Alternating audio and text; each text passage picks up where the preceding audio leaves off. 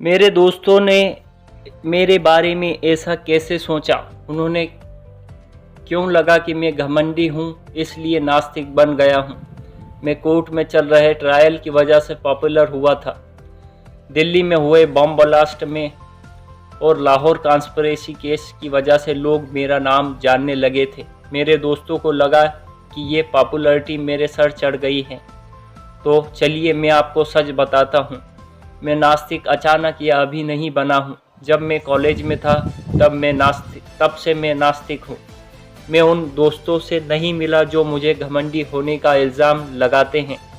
मैं अच्छा स्टूडेंट नहीं था तो खुद पर गर्व करने का तो सवाल ही नहीं उठता।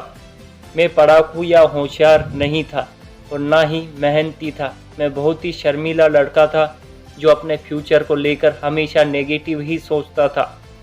हाँ, मैं ये कह सकता हूँ कि मैंने शुरू से नास्तिक नहीं था। मेरे दादा आर्य समाज से हैं।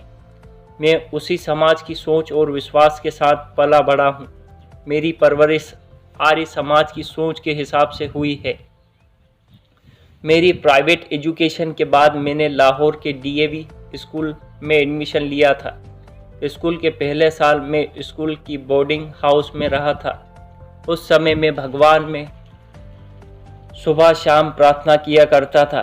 मैं घंटों गायत्री मंत्र पढ़ा करता था। मैं भगवान का पक्का भक्त था। उसके बाद मैं अपने फादर के साथ रहने लगा था। वो बहुत ही खुले विचारों वाले व्यक्ति थे। हमेशा आगे की सोचते थे और दूसरों की भलाई के बारे में सोचते थे। मुझे उनसे ही आज़ादी के लिए लड़ने की इंस्पिरेशन मिली थी। हालांकि वो मुझे रोज़ प्रार्थना करने के लिए कहते थे। जब नॉन कॉर्पोरेशन मूवमेंट तेज़ी से बढ़ रहा था, मैंने नेशनल कॉलेज में एडमिशन लिया। वहाँ मैं और भी ज़्यादा खुले विचारों वाला हो गया था।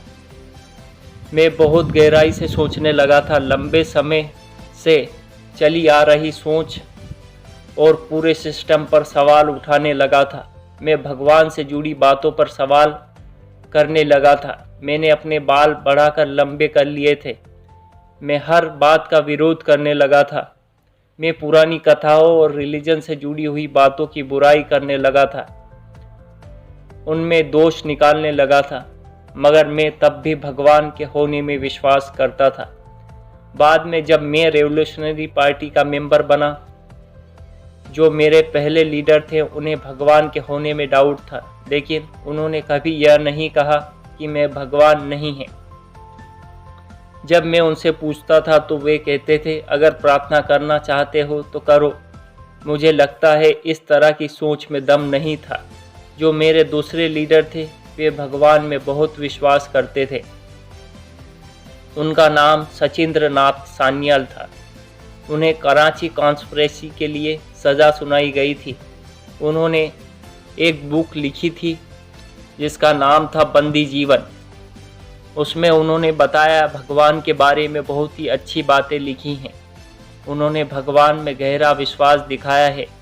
वेद में भगवान के बारे में जिस तरह लिखा गया है, उनका प्रभाव उन पर था। वे भगवान के होने में बहुत विश्वास करने लगे थे। मैं ये बातें बताने की कोशिश कर रहा हूँ कि रेवोल्यूशनरी पार्टी में सबकी सोच नास्तिक जैसी नहीं थी। सबके अलग अलग विचार वाले व्यक्ति थे। यहाँ तक कि काकोरी कांड में जिन 4 लोगों को गिरफ्तार किया गया था, उन शहीदों ने अपने आखिरी पलों में प्रार्थना की थी। राम प्रसाद बिस्मिल आर्य समाज से के थे। राजेंद्र लहरी ने अपनी मौत से पहले गीता और उपनिषद में लिखे श्लोक और भजन गाए थे। उनमें सिर्फ एक ही था जिसने कभी प्रार्थना नहीं की। उनका कहना था कि हम इंसानियत को ठीक से समझ ही नहीं पाए हैं। अलग अलग रिलीजन हमारी नासमझी और कमियों की वजह से बने हैं, मगर उन्होंने कभी नहीं कहा कि भगवान नहीं है। जब मैंने पार्टी ज्वाइन की, तब मैं एक मस्त मौला खुला विचारों वाला लड़का था। मेरे लीडर जो मुझे सिखाते थे, मैं बस उसे ही फॉलो करता था। मगर उन सब के जाने के बाद ये रिस्पॉन्सिबिलिटी हमारे ऊपर आ गई, नई जनरेशन पर। कुछ ऐसे लोग थे जो हमारा मजाक उड़ाया करते थे। ऐसे भी लोग थे जिन्होंने हमारे मकसद और हमारी पॉलिटिकल पार्टी की ताकत पर भरोसा नहीं था। बस यहीं से मुझे एक नया मोड़ मिला। मेरी सोच बदल गई। मेरा नया स्लोगन पढ़ो बन गया। अगर आप पढ़े लिखे होंगे तो आपके सामने वाले की बात का सही जवाब देने का ज्ञान और समझ मिल जाती है।